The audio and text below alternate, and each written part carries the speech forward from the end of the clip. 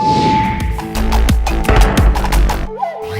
everybody, I'm Brian McCord, and it's time to talk about Ant-Man and the Wasp. So let me run down the list of everything, spoiler free real quick, and then I'll get into spoilers for all you guys who have already seen the movie. Ant-Man and the Wasp is the greatest sequel to Honey, I Shrunk the Kids that they've ever made. It's a fun comedy action movie with some great actors and just a lot of fun. The special effects are really amazing. Obviously there's a lot of shrinking and enlarging stuff. Paul Rudd's character Scott Lang returned from the quantum realm at the end of the last movie. That has spurred Hank Pym to search for a way to go back into the quantum realm to find his wife Janet, who was lost there 30 years ago. This reconnects Scott Lang with Hank Pym and his daughter Hope, because they've been separated for the last few years because Scott stole the Ant-Man suit and went to Germany to help Captain America, which has landed him under house arrest and branded the other two as fugitives who are constantly on the run. Despite being packed with like a ton of jokes, this film has a really tight script.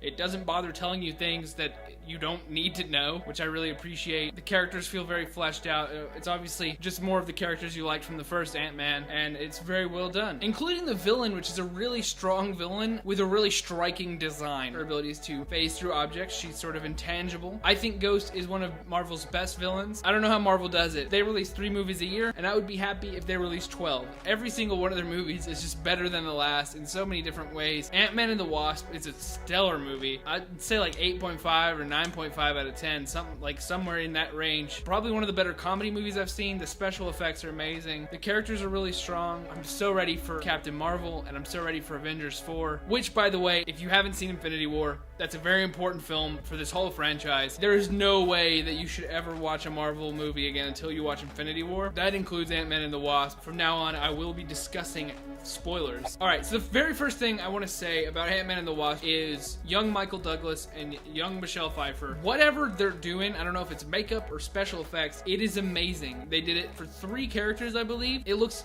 super great. I don't know if you guys have ever seen X-Men 3: The Last Stand. It's one of my most reviled movies that I've ever seen. One of the most heinous things that X-Men 3 ever did was open the movie on a young Magneto and a young Professor X. Ant-Man has now done that effect better twice. I don't know how they do it. Star Wars isn't even able to do it right. Whatever they're doing looks great, and I wish they would do it more. And I don't know if I want a whole movie of that. It would be cool to learn about Hank Pym and Janet Van Dyne and their past as superheroes. I don't know if that whole effect would stand up for an entire movie, but in the scenes they use it in, it is super great. And that's the very first thing I noticed about the movie. The movie has great effects in general. There's obviously all the shrinking and enlarging. It's a really cool effect that's played with, I think, even more than it was in the first Ant-Man, if that's even possible. Ghost's design is really striking. She sticks her fist through Hank Pym's neck to prevent him from talking, which is so cool. I really love the power of intangibility in comic books and in media in general. It looks cool. I'm not sure how they did it, how there's all the different phasing around and stuff, but it looks so cool. It's one of the more interesting villains. I don't think they've ever done it in the MCU. She's basically sick. When I found that out, it was cool because the Ghost from the comic books, the Iron Man villain, he's kind of like a corporate saboteur, and I feel like this is a more nuanced and cooler character because she's sick and there's reasons. Also, I mean, they didn't play it up to huge effect, and maybe they even kind of hinted at it earlier, but I kind of felt surprised that that the Doctor, their friend Lawrence Fishburne's character, that he was evil. It made sense in the movie. He wasn't really evil. When it turned out that he was on her side, that was kind of surprising. I thought he was leading the cops away from the group so that they could get away, but apparently he was trying to trap them further. So that was interesting. I like the Altoids can thing. They kept referencing that, and then it was full of ants. That was cool.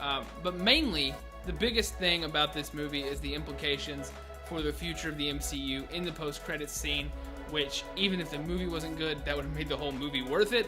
But the movie was fantastic, and that post-credits scene was absolutely insane. I've speculated for a long time that the Wasp would be dusted in the snap. It turned out to be true. I'm kind of pleased with myself that I figured that one out. And I heard some guys asking in the audience, in the theater that I was in, they were like, yo, what's gonna happen to Ant-Man now? He's stuck there, like, what's gonna happen to him? Is Iron Man gonna save him? Because I bet Iron Man's gonna save him. No, Iron Man is not gonna save Scott Lang, because you have no idea He would have no way to know that he was even there. Scott is going to have to go through a time vortex. That's exactly why Janet mentioned it.